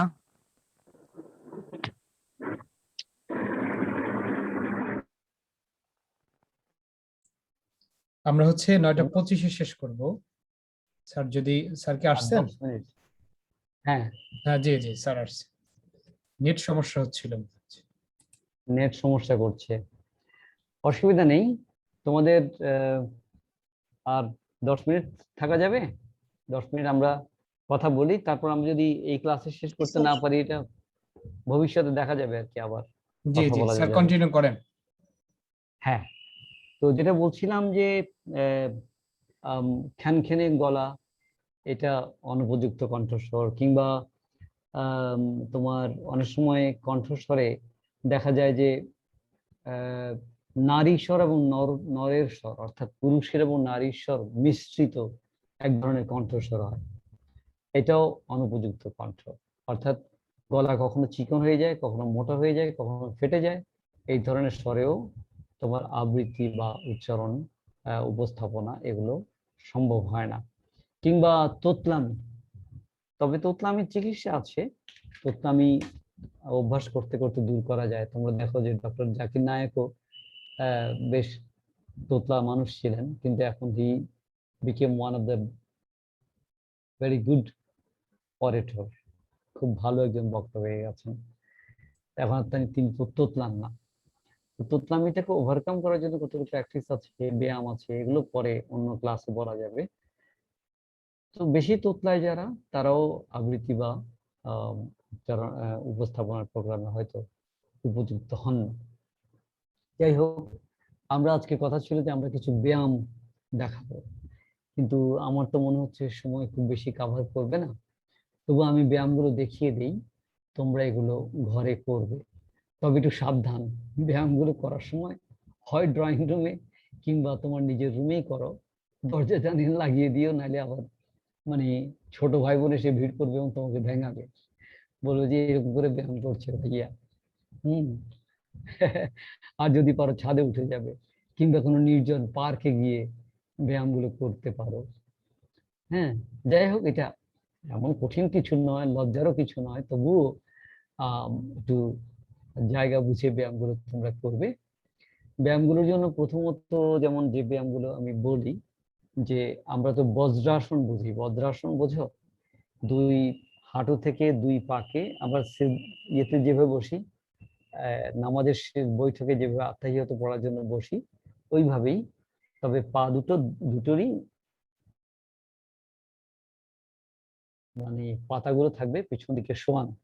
এভাবে দিয়ে আমরা পায়ের গোড়ালির উপরে আমাদের দুটো ইয়েকে, উরুদেশকে বসিয়ে দেব, দিয়ে আমরা বস্তি দেশকে বসিয়ে দেব, দিয়ে আমরা ওখানে বসে তারপরে আমরা কি করব, বড় বড় করে নিঃশ্বাস টানবো। এটা হলো আমরা প্রথমত প্রাণায়াম করার মতো। তোমরা প্রাণায়াম নিশ্চয়ই পরিচিত আছো, যারা যোগ ব্যায়াম সম্পর্কে জানো তারা প্রাণায়ামের ব্যায়ামগুলো দেখবে। প্রাণায়াম কিন্তু করতেই হবে তোমাকে। কেন? যে প্রাণায়াম করলে তোমার শরীর ভালো থাকবে, শ্বাস প্রশ্বাস ভালো থাকবে, তোমার কণ্ঠস্বর শক্তিশালী হবে। তো এর আগে যে সাধারণ ব্যায়ামগুলো আমরা করি, সাধারণত আমরা ফ্রি হ্যান্ড এক্সারসাইজ করি, অনেকে বাসায় দন করি, তারপরে একটু জগিং করি, অনেকে ফ্রি হ্যান্ড এক্সারসাইজ করি, এগুলো আমাদের জন্য খুবই উপকারী। কিংবা অনেকেই গ্রামের বাড়িতে হয়তো সাঁতারও কাটি, যাদের পুকুর আছে, সুযোগ আছে, সাঁতার কাটি। সাঁতারের চেয়ে শ্রেষ্ঠ ব্যায়াম আর কোনোটাই নেই। সাঁতার হচ্ছে সর্বশ্রেষ্ঠ ব্যায়াম, তারপর হচ্ছে জগিং। আর যদি বাইরে কোথাও না যেতে পারি, তাহলে ঘরে বসে আমরা এই যে যোগ ব্যায়ামগুলো করতে পারি। তো সাবলীল শক্তি, অর্থাৎ সাধারণ যে আমাদের সাবলীল গতিতে কথা বলার জন্য যে স্বাচ্ছন্দ্য বোধ করে কথা বলা, শরীরের যে শক্তি দরকার সেটার জন্য, তারপর শ্বাস নিয়ন্ত্রণ ক্ষমতা বৃদ্ধির জন্য, এরপর হলো পেশি সমূহের স্বতঃস্ফূর্তি দরকার। আমি কথা বলবো, এই কথা বলার জন্য আমাকে যতটুকু শক্তি যেভাবে দেয়া দরকার, যেভাবে চাপ প্রয়োগ করা দরকার, যেভাবে যেখানে শব্দ তৈরি করা দরকার, সেগুলো বলার জন্য আমার দেহের সবগুলো পেশি যেন আমাকে সাহায্য করে। তোমরা দেখবে যে অনেক বড় গায়ক কিংবা অনেক ভালো উপস্থাপক কিংবা অনেক ভালো আবৃত্তিকার হঠাৎ করে তিনি ভালো আবৃত্তি করতে পারেন না, অনেক সময় তিনি পারেন না। অনেক বড় গায়কও হঠাৎ করে ভালো গান করতে পারেন না। কারণ কি? যে সব মানুষেরই একটা প্র্যাকটিস থাকতে হয়, মাইন্ডসেট থাকতে হয় এবং একটা শারীরিক প্রস্তুতি থাকতে হয়। তো যারা অনেক বেশি অনুশীলন করেন তারা হয়তো তাৎক্ষণিকভাবে অনেক উতরে যান, কিন্তু যারা খুব বেশি প্র্যাকটিস করে নাই এখনো, তাদের জন্য এগুলো রেগুলার প্রয়োজন হয়। তো পেশি সমূহের স্বতঃস্ফূর্তি দরকার, যে আমার সবগুলো, আমার দেহ, মন, আমার যে মস্তিষ্ক, এই ত্রিবেণী সঙ্গম আমার দরকার। তিনটা জিনিস একাকার হয়ে যাবে, আমাকে তখন শক্তি দেবে। তো মুখ গহ্বরের যে মানে স্বচ্ছন্দ প্রকাশ ক্ষমতা, সেটাও একটা ব্যায়ামের অংশ। তো মুখ গহ্বরের স্বচ্ছন্দ যে প্রকাশ ক্ষমতা, সেটাই হচ্ছে আসলে শেষ আমাদের বাক শক্তির জন্য প্রয়োজন। তো বাক শক্তির আগে আমাদেরকে এই ব্যায়ামগুলো কেন করতে হচ্ছে? যে যাতে আমাদের এই বাকি অংশগুলো থেকে আমরা সাপোর্টটা পাই, ফুল সাপোর্টটা পাই। তাহলে দেখা যাবে আমাদের স্বচ্ছন্দ প্রকাশ ক্ষমতা বেড়ে গেছে। আমরা কথা বলতে অবলীলায় কথা বলতে পারি, যে কোনো কথাই বলি না কোনো উচ্চারণ আমাদের ভুল আসে না। দ্রুত লয়ে বলি, হালকা লয়ে বলি, থেমে থেমে বলি, চিন্তা ভাবনা করে বলি, কোনোভাবেই এখানে কোনো আঞ্চলিক শব্দও ঢুকে পড়ে না, কোনো মহাপ্রাণ ধ্বনি অল্প প্রাণ হয়ে যায় না, অল্প প্রাণ ধ্বনি মহাপ্রাণ হয়ে যায় না। কিংবা বাক্যের গঠন একরকম শুরুতে করেছি, শেষে গিয়ে আর এক রকম ভাবে শেষ করেছি, এরকম হয়ে যায় না। কেন হয়ে যায় না? কারণ আমরা ওয়েল প্র্যাকটিসড। আমরা প্র্যাকটিস করতে করতে অটোমেটিক, তুমি দেখবে যে তুমি যদি গাড়ি চালাও, যারা গাড়ি চালায় তারা কি তোমার সাথে কথা বলতে বলতে গাড়ি চালায় না? পান খেতে খেতে গাড়ি চালায় না? এদিক ওদিক তাকিয়েও গাড়ি চালায় না? কিভাবে চালায়? তার হাত পা সবকিছু কিন্তু ঠিকই কাজ করে যাচ্ছে। সেই স্পিড, গাড়ির স্পিড বাড়াচ্ছে, স্পিড কমাচ্ছে, ব্রেক ধরছে, ব্রেক দিচ্ছে, বাজাচ্ছে, লাইট জ্বালাচ্ছে, সিগন্যাল লাইট দিচ্ছে, সবকিছু সে করে যাচ্ছে, কিন্তু আবার তোমার সাথে কথাও বলছে, তাই না? তো এইটার কারণ কি? কারণ হচ্ছে সে অভ্যস্ত হয়ে গেছে। এই অভ্যস্ততা যখন তোমার তৈরি হবে, তখন তুমি একজন পরিপক্ক আবৃত্তিকার হবে, একজন পরিপক্ক উপস্থাপক তৈরি হবে তুমি তখন। এইগুলি জানতে হবে। তো আমরা আসো এই দম বাড়াবার জন্য আমরা কিভাবে ব্যায়ামগুলো করব। দম বাড়ানোর জন্য আমরা বক্ষ, পাঁজর, ফুসফুস, এই তিনটা জায়গার মধ্যে আমরা দম নেব। শুরুতে মনে করো আমি ছোট দম নেব, 3 সেকেন্ডের একটা দম নেব। গ্রহণ করলাম, আমি বাতাসটাকে বাইরে থেকে আমি গ্রহণ করলাম, 3 সেকেন্ড ধরে আমি গ্রহণ করলাম। নেওয়ার পরে আমি কি করব?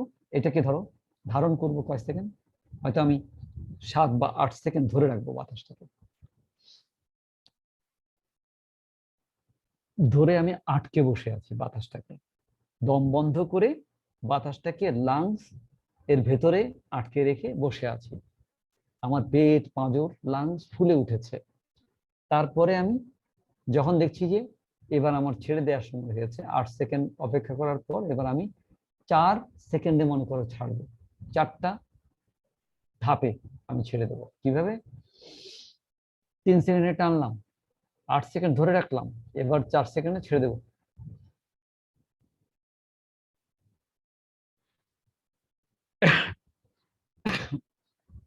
দুঃখিত। বের করে দেওয়ার সময় এমন ভাবে বের করে দেব যেন আমার তলপেট থেকে শুরু করে একটা প্রেসার দিয়ে আমি সব বাতাসকে ঠেলে আমার ভেতর থেকে বের করে দিয়েছি। এইভাবে আমি বাতাসটাকে বের করে দেবো। কোন স্টাইলে বসে আছি? বজ্রাসনে বসে আছি। এইভাবে আমরা আস্তে আস্তে বাড়াবো। 4 সেকেন্ড বাতাস নেব, তাহলে 12 সেকেন্ড ধরে রাখবো, তারপর 5 সেকেন্ড বা 6 সেকেন্ডে বাতাসটাকে ছাড়বো।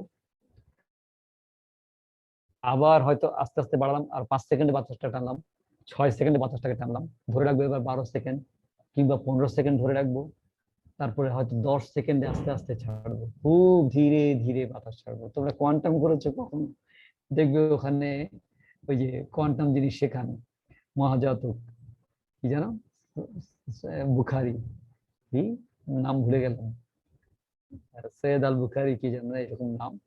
ওই ভদ্রলোক দেখবা যে তিনি এটা শেখান এবং তিনি বলেন যে আস্তে আস্তে দম, শ্বাস টানুন, তারপর অনেকক্ষণ থেমে থাকে। থেমে থাকলে হয় কি, অর্থাৎ তুমি বাতাসটাকে ধরে রেখেছো, তারপর ধীরে ধীরে দম ছাড়ুন। হ্যাঁ, দম ছাড়তে ছাড়তে ভাবুন আপনার ভেতরের সমস্ত বিষাক্ত দূষিত পদার্থ বেরিয়ে যাচ্ছে, আপনি সুস্থ হয়ে উঠছেন, আপনি ক্রমশ সবল হয়ে উঠছেন। আসলে কিন্তু এটা আমাদেরকে আমাদের মনোগঠনে হেল্প করে, আমাদের শরীর গঠনে হেল্প করে। এইভাবে বলতে বলতে এই প্রাণায়াম অংশটা আমরা শেষ করব, নিঃশ্বাসের অংশটা আমরা শেষ করব। তো 10 দিন পর তুমি প্রতিদিন বাড়াচ্ছ 10 দিন পর তুমি এবার 10 সেকেন্ড টানো বাতাস, নিঃশ্বাসটা কিভাবে 10 সেকেন্ড টানতে পারবা? সম্ভব? অনেক লম্বা করে দম টানতে হবে, ধীরে ধীরে দম টানবা, ধরে রাখবা, ধীরে ধীরে দম ছাড়বা, এইভাবে প্র্যাকটিস করবা। এরপর আসো যে নিচের চোয়ালের ব্যায়াম। নিচের চোয়ালের ব্যায়ামটা কিরকম?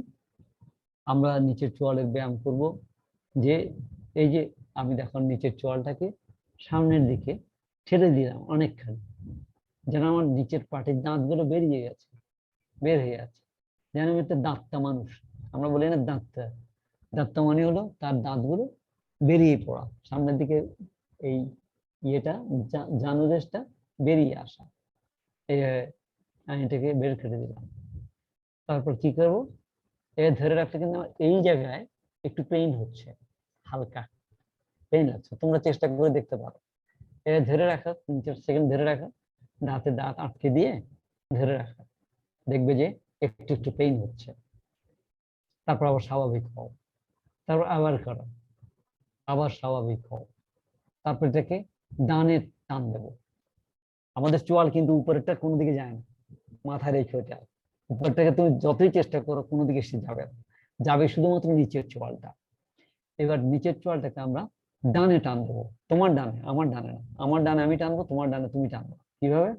এই যে ডানে বাঁকা করে দিলাম, ডানে বাঁকা করে দিলে কি হবে, আমার এই কেঁচিতে ব্যথা পাচ্ছি এখন, অর্থাৎ চোয়ালের এই কর্নারে কানের নিচে ব্যথা পাচ্ছি, হালকা ব্যথা লাগছে। আবার স্বাভাবিক হলাম, আবার দিলাম, 5 সেকেন্ড রেখে আবার স্বাভাবিক হলাম। যখন দেখবো যে ব্যথা একটু একটু লাগছে তখন আবার স্বাভাবিক হয়ে যাব। তারপরে এবার বাঁয়ে দেব, বাঁয়ে দিলাম, বুঝতে পারছো তো নিশ্চয়ই। এবার বাঁয়ে দিলাম, বাঁয়ে দিয়ে দাঁতে দাঁত চেপে ধরে রাখলাম, দেখবো যে এই জায়গায় একটু একটু ব্যথা হচ্ছে। ঠিক আছে, এবার কি করবো,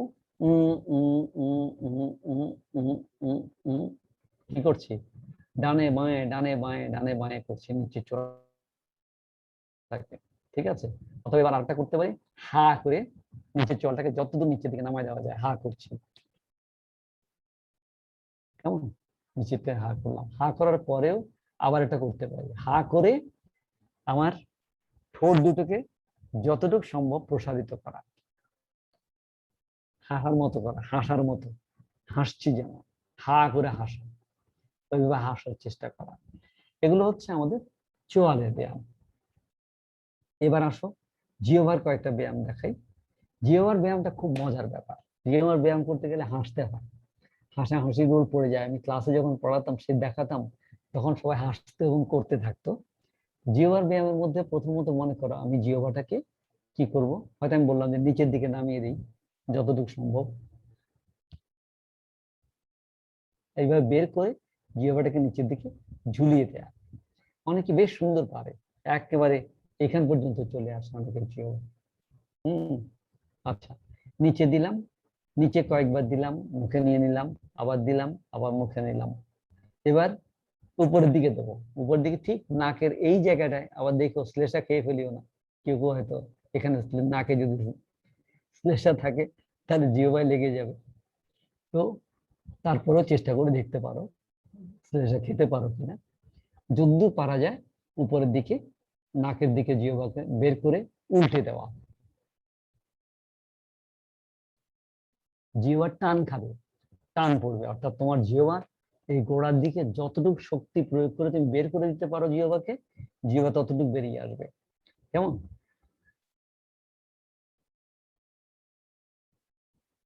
এইভাবে করে নাসিকার অগ্রভাগ টাচ করার চেষ্টা করা জিহ্বা দিয়ে। দেখবা যে জিহ্বা কিন্তু একটু টায়ার্ড হয়ে যাচ্ছে, সে কিন্তু ব্যথা করছে, তার দেহের ভেতরে একটা ব্যথা হচ্ছে। এরপর জিহ্বাকে ডানে টান করব, ডানে বের করে এই চোয়ালের সাথে ঘেঁষে এদিকে নিয়ে আসবো। কিভাবে?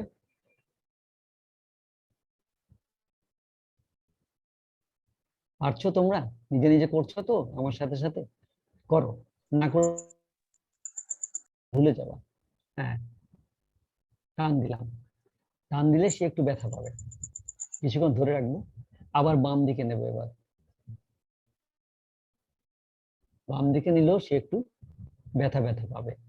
এই যে এখন কিন্তু আমার পুরো চোয়াল, মুখ, মাথা, এই যে দুপাশ কপালের, এগুলো কিন্তু পেইন করছে, ঘাড় হালকা পেইন করতে শুরু করেছে। এই পেইন করাটা যে কি উপকারে আসবে তুমি চিন্তাও করতে পারবে না। আচ্ছা, এইভাবে করলাম তো, এবার ঠোঁট দুটোকে দেখো, ঠোঁটের ব্যায়াম করছি। কিভাবে? ঠোঁট দুটোকে একটু সুচালু করে ইঁদুরের ঠোঁটের মতো বা চিকার ঠোঁটের মতো সামনের দিকে ঠেলে দেবো। কেমন? সামনের দিকে ঠেলে দেবো। এটা প্রথমত সামনের দিকে ঠেলে দেওয়া, আবার স্বাভাবিক হওয়া, আবার ঠেলে দেওয়া, আবার স্বাভাবিক হওয়া, আবার ঠেলে দেওয়া, আবার স্বাভাবিক হওয়া। এইভাবে কয়েকবার করতে থাকবা। তারপরে ঠোঁট দুটোকে আমরা একটু মোচড় দিয়ে, দেখবে গ্রামে গঞ্জে মেয়েরা এভাবে একটা টিটকারি কাটে, এইভাবে একটা টিটকারি কাটে, ওইভাবে করে আমরা ঠোঁটটাকে মোচড় দেব, মোচড় দিয়ে এক পাশে নিয়ে যাব, আবার উল্টো পাশে নেব, আবার স্বাভাবিক হবো। এবার আমি এই পাশ ও পাশ, এই পাশ ও পাশ কয়েকবার করব। যাদের স্নায়ুর শক্তি বেশি তারা খুব দ্রুত এপার ওপার করতে পারে। ঠিক আছে? করলে কি হবে? করলে সচল হবে, আমার ওষ্ঠ সচল হবে, আমার জিহ্বা সচল হচ্ছে, আমার চোয়াল সচল হচ্ছে, আমার মাড়িগুলো সচল হচ্ছে, প্রত্যেকগুলোর ভিতর রক্ত চলাচল বেড়ে যাচ্ছে, এবং এর কারণে আমার কণ্ঠস্বর, যদি এটা যদি আমি প্রত্যেকদিন করি, আমার কণ্ঠস্বর টনটনে একটা ভাব আসবে। বুঝতে পেরেছো কি বলেছি? টনটনে একটা স্যার ভাব এটা কোন আসবে। সময় করব? হ্যাঁ হ্যাঁ, কতবার করবে? এটা কোন সময় করব?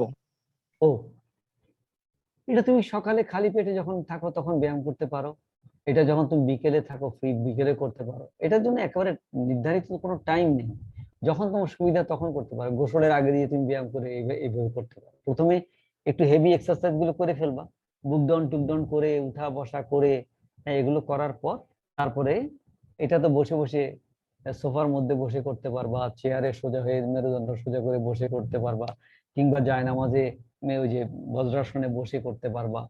খুব স্বাভাবিকভাবে বসে করবা, কোনো কষ্ট যেন না হয় সেভাবে বসে বসে করবা। তবে মেরুদণ্ড সোজা রাখতে হবে, বাতাস পর্যাপ্ত শরীরের ভিতরে ঢুকাতে হবে, বের করতে হবে, এগুলো প্র্যাকটিস করবা, এগুলো খেয়াল রাখবা। আর বড় শ্বাস নিয়ে ছাড়তে ছাড়তে আমরা কতগুলো ধ্বনি তৈরি করতে পারি, যেমন ধরো টা, টি, টু, তে, টই, টৌ, টং, টফ। টা, টি, টু, টে, টই, টৌ, টং, টপ। দা, দি, দু, দে, দই, দৌ, দং, দপ। এইভাবে আমরা এক একটা অক্ষর দিয়ে, কেমন, ছ দিয়ে বলতে পারি, চ দিয়ে বলতে পারি, চা, চি, চু, চে, চই, চো, চৌ, চং, চপ, ছা, ছি, ছু, ছে, ছই, ছৌ, ছং, ছপ। খেয়াল করছো? এইভাবে আমরা এই ল দিয়ে, ন দিয়ে, হ্যাঁ, ম দিয়ে, ক দিয়ে, যেভাবে তোমার যেটা দিয়ে ইচ্ছে করে, যে কোনো বর্ণ দিয়ে আমরা এগুলো বলবো। যখন আমার ব্যায়াম করা হয়ে গেছে তখন আমি আরেকটা কাজ করব, এই যে প্র্যাকটিসটা 32 এইটা প্র্যাকটিস করার আগে দিয়ে একটা কাজ করে নেবা, তাহলে তোমার ক্লান্তিটা চলে যাবে। কি করবা তুমি? উঠে দাঁড়াবা, দাঁড়িয়ে হালকা মাথাটাকে ভূমির দিকে, মাটির দিকে ঝুঁকে দেবা, ঝুঁকিয়ে দিয়ে চোয়ালগুলোকে খুব রিল্যাক্স করে দেবা, রিল্যাক্স করে দিয়ে তারপর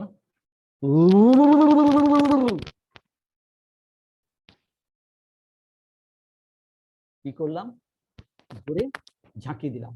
ঝাঁকি দেওয়ার কারণে আমার এই মুখের গোশত এখন আমি শুকিয়ে গেছি, গোশত নেই, নড়ে না, তারপরেও আওয়াজ হয়েছে না? আওয়াজ হয়েছে কেন? আমার মুখের পেশিগুলো একবার এদিকে গেছে, একবার এদিকে গেছে, যেহেতু আমি ওখানে ঝাঁকি দিয়েছি। তোমরা এরকম ঝাঁকি দেবা। ঝাঁকি দেওয়ার পর দেখবে যে এই যে এতক্ষণ একটা ব্যথা, একটা ক্লান্তি নেমে এসেছিল, এটা অনেকখানি রিলিফ হয়ে গেছে, চলে গেছে, ভালো লাগছে। এখন এখন আমার একটা স্বাচ্ছন্দ্য বোধ হচ্ছে। দেখো আমার মরা কণ্ঠেও জোয়ার এসে গেছে। এই ব্যায়ামগুলো তোমাদেরকে দেখাতে গিয়ে আমারও এখন শক্তি এসে গেছে, আমারও এখন স্বাচ্ছন্দ্য লাগছে কথা বলতে, সাহস লাগছে কথা বলতে, ক্লান্তিটা দূর হয়ে গেছে। এখন আমি টা, টি, টু, টে, টই, টৌ এগুলো বলতে পারবো, খুব স্বাচ্ছন্দ্যের সাথে বলতে পারবো। তোমরা ওইভাবে বলবে, বলতে বলতে প্র্যাকটিস করতে করতে এগুলো শিখবে। আমাদের ক্লাসের আরো অনেকগুলো ব্যায়াম, ঠোঁটের ব্যায়ামগুলো দেখিয়েছি বোধহয় কয়েকটা, আরো আজকে কয়েকটা ছিল। স্যার আজকে মনে হয় আর না করি স্যার। হ্যাঁ, সময়ের দিকে তাকিয়ে আমরা শেষ করি। তো আমাকে নিশ্চয়ই আর ওরা চাইবে না ক্লাসের জন্য। এই বেহুদা ক্লাস করে আর লাভ নেই, আমরা অনেক শিখে ফেলেছি। কি বলো? স্যার ভালো স্যার লাগছিল স্যার, আরো করতে ভালো লাগতো। আমার কাছে ব্যায়ামগুলো স্যার একটু আগে থেকে শুরু করলে ভালো হতো। আমি রাজি আছি স্যার। স্যার ব্যায়ামগুলো এর একটু আগে থেকে শুরু করলে সবচেয়ে ভালো হতো, কারণ হলো অনেকগুলো কথা যেগুলো বলেছেন অবশ্যই গুরুত্বপূর্ণ, কিন্তু তার চেয়ে বেশি গুরুত্বপূর্ণ ছিল ব্যায়ামগুলো, কিন্তু এগুলো একটু একটু করে গ্যাপ হয়ে যায়, এগুলো তো একটু সমস্যা মনে হচ্ছে। ঠিক আছে, ব্যায়ামগুলো আমরা ফুল সেট নেক্সট ক্লাসে আরেকবার রিপিট করব, ঠিক আছে? কারণ আজকে তোমাদের শিক্ষার্থীদের সংখ্যা কমে গেছে, আগের চেয়েও 6 জন কমে গেছে। জি, তো ব্যায়ামের জন্য আমরা একটা ক্লাস, পূর্ণাঙ্গ ক্লাস নেব ইনশাআল্লাহ। ঠিক আছে, আমরা ব্যায়ামগুলো রিপিট করব এবং আরো কয়েকটা ব্যায়াম রয়ে গেছে সেগুলো সহ যারা ক্লাসে আছেন আপনাদের জন্য বলছি, আমরা যার এতক্ষণ ধরে ক্লাস উপভোগ করলাম, তার থেকে জ্ঞান আরোহণ করলাম। স্যার কিন্তু ভীষণ অসুস্থ মানুষ, তিনি শুধুমাত্র আবৃত্তি প্রেমী, আবৃত্তিকে ভালোবাসেন বিধায় তিনি ক্লাস নিচ্ছেন। আসলে আমাদের আবৃত্তির আঙ্গিনার পক্ষ থেকে, আমাদের শিক্ষার্থীদের পক্ষ থেকে স্যারের জন্য দোয়া, আল্লাহ যেন তাকে সুস্থতা দান করেন, আল্লাহ তাকে সুস্থ করে দেন। জি, স্যার অনেক অসুস্থ, যে কারণ এই সময় আসলে স্যার বেড রেস্টে থাকা উচিত, ফ্যামিলিও তাকে সাপোর্ট করে না, যে এখন ক্লাস নেওয়ার প্রয়োজন নেই, তারপরেও সেটি উপেক্ষা করে স্যার আমাদের সময় দিচ্ছেন। বিশেষ করে আমি অনেক বিরক্ত করি যে স্যার আপনি ক্লাস নিলে আমরা শিখতে পারবো, কিছুটা শিক্ষার্থীরা শিখতে পারে। আর একটা বিষয় আপনাদের বলি যে আসলে এই প্রভৃত উচ্চারণ কিংবা শুদ্ধ উচ্চারণ শেখা একটা লম্বা দীর্ঘ পথ, এখানে ধৈর্য দরকার। আপনার ক্লাসগুলো হয়তো কখনো ভালো লাগবে, কখনো ভালো লাগবে না। তো শেষ অবধি পর্যন্ত যারা আমাদের এই আমাদের সাথে থাকতে পারবেন, আশা করি আপনারা ভালো কিছু শিখতে পারবেন। আজকের ক্লাসে স্যারকে আসার জন্য অনেক অনেক শুভেচ্ছা ও দোয়া। স্যার কি আর কিছু বলবেন আমাদের থেকে বিদায় নেবেন এর আগে?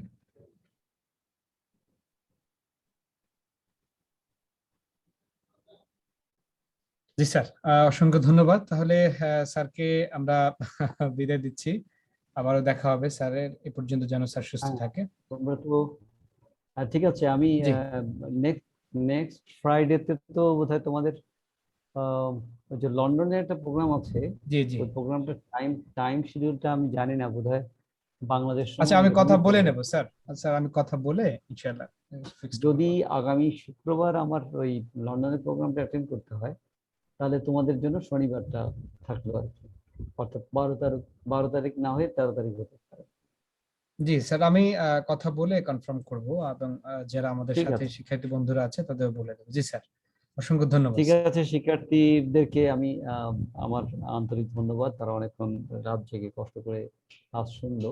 স্যার আপনাকেও আমি ধন্যবাদ এবং দোয়া করি আল্লাহ তাআলা যেন দ্রুত সুস্থ করে দেয়। আমি হ্যাঁ, আমি যে কথাগুলো বলি অনেক সময় তোমাদের মনে হবে যে এত তত্ত্ব কথার দরকার কি। তত্ত্ব কথাগুলো আসলে বইতে তো পৃষ্ঠার পর পৃষ্ঠা লেখা থাকে, তো আমি বলি তো মাত্র কয়েক লাইন। ফলে কয়েক লাইনে যদি না শোনো তাহলে তোমার আবৃত্তিকার হিসেবে তোমার গঠনটা পূর্ণ হবে না। তুমি আবৃত্তি সম্পর্কে শুধু আবৃত্তি করতে জানো আর ব্যায়াম করতে জানো, এতটুকু দিয়েই যে ভালো আবৃত্তিকার হয়েছে হয়তো হতে পারবে, কিন্তু আবৃত্তি সম্পর্কে একটা সম্যক ধারণা, একটা মানে তুমি যখন কথা বলবে তোমার কথা শুনে যে কেউ বলবে যে আবৃত্তি নিয়ে ও ভালো লেখাপড়া করেছে, জানে। তাহলে একটা একাডেমিশিয়ান একটা যোগ্যতা তোমার ভিতর তৈরি হয়। তো সেটা তৈরি করতে হলে তো কিছু ধৈর্য লাগবে, কিছু কথা শুনতে হবে, ভালো লাগুক না লাগুক শুনতে হবে। সবাইকে অনেক ধন্যবাদ। আসসালামু আলাইকুম ওয়া রাহমাতুল্লাহ। আসসালামু আলাইকুম ওয়া রাহমাতুল্লাহ। স্যার নেক্সট ক্লাসে আপনারা ওয়ালাইকুম আসসালাম। জি আদিকাতুল কুবরা কিছু বলছিলে? স্যার নেক্সট ক্লাসে আপনারা আবৃত্তি শুনতে চাই স্যার। আমার আবৃত্তি তো আমি তোমাদের পরিচালক ভাইকে দিয়ে রেখেছি একটা।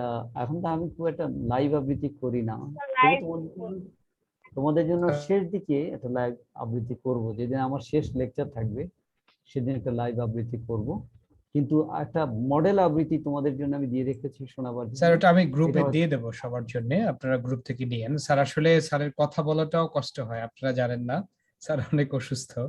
ঠিক আছে স্যার, আমরা আপনার আবৃত্তিটা গ্রুপে দিয়ে দেবো এবং পরবর্তী ক্লাসে দেখা হবে। জি তাহলে আজকে আমরা ক্লাস আর দীর্ঘ করবো না। জি স্যার, ওয়ালাইকুম আসসালাম। আমাদের পরবর্তী ক্লাসে অবশ্যই স্যারের সাথে দেখা হবে। আপনাদের যদি কারো কোনো জরুরি কোনো প্রশ্ন কথা না থাকে তাহলে আজকের মতো শেষ করবো। আর হচ্ছে আমরা তো ক্লাস নেওয়ার কথা শুক্র এবং শনিবার, আগামীকালকের ক্লাসটা আপনাদের আমরা নিব না। আমাদের পরবর্তী ক্লাস হবে আগামী শুক্রবার এবং শনিবার। তো সে পর্যন্ত ভালো থাকবেন, আর যদি কোনো প্রশ্ন থাকে বলতে পারেন, আমরা দু একটা প্রশ্ন নিয়ে আজকে শেষ করব। স্যার আগামীকালকে ক্লাস হবে? স্যার আগামীকালকে ক্লাস হবে?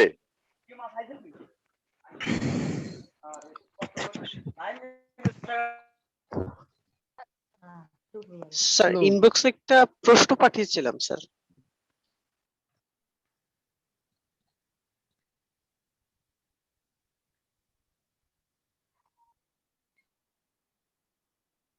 স্যার এই প্রেজেন্ট দেওয়ার লিঙ্কটা কি আবার দেওয়া যাবে? আসিফ ভাইয়া আপনি মিউট হয়ে আছেন। প্রেজেন্ট অটো হয়ে যাবে, ওটা রেকর্ড আছে, আজকে আর দরকার নেই। জি জি, আপনাদের রেকর্ড আছে তো, ভাইয়া আপনাদের প্রেজেন্ট পেয়ে যাবো। জি বলেন। আজকের ক্লাসটা কি গ্রুপে দেওয়া হবে? জি ভাইয়া, সব ক্লাস আপনাদের নিয়মিত ক্লাস শেষে আপনাদের আমাদের গ্রুপে দেওয়া হবে, ওখান থেকে আপনারা আপনাদের ব্যাকআপ গুলি নিতে পারবেন। ভাইয়া আরেকটা রিকোয়েস্ট ছিল, যে স্যার যেগুলা ব্যায়াম করে দেখালো আপনি পরবর্তীতে এক্সট্রা ভাবে নিজে একটু ব্যায়ামগুলা করে ভিডিওটা আপলোড হ্যাঁ দিন হ্যাঁ, আর কি। মানে হচ্ছে আমরা হচ্ছে আমাদের প্রশিক্ষক যারা আছেন তারা ক্লাস নেবেন, যদি কোথাও আমার মনে হয় রিপিট করা দরকার আমি আপনাদের স্লাইড করে দেবো। কেমন? আজকে যেভাবে নিলাম, যে গত বেসিক কিছু কথা দরকার ছিল মনে হয়েছে, আমি সেগুলি শেয়ার করেছি, এভাবে ধারাবাহিকভাবে চলবে ইনশাআল্লাহ।